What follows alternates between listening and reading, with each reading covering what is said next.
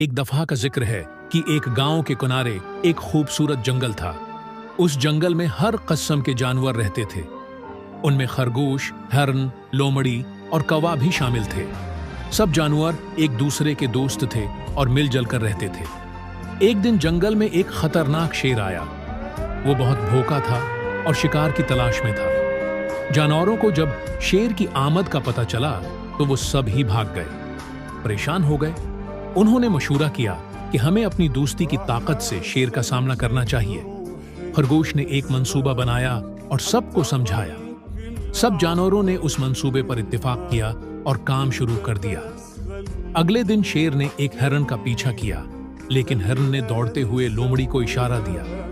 لومڑی نے شیر کو ایک گہرے کنویں کی طرف لے جانے کا فیصلہ کیا۔ کنویں کے قریب پہنچا۔ کوا اوپر سے کائیں کائیں کرنے لگا تاکہ شیر کا دھیان بٹ جائے۔ لومڑی نے چالاکی سے شیر کو کنویں کے کنارے لا کر کہا، دیکھو، یہاں پانی کے اندر تمہارا دشمن چھپا ہے۔ شیر نے غصے سے نیچے جھانکا اور اپنا عکس دیکھ کر سمجھا کہ واقعی اس کا دشمن کنویں میں ہے۔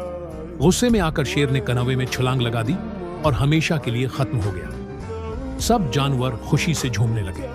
خرگوش نے کہا، ہم نے اپنی دوستی اور عقل سے جنگل کو محفوظ بنا لیا۔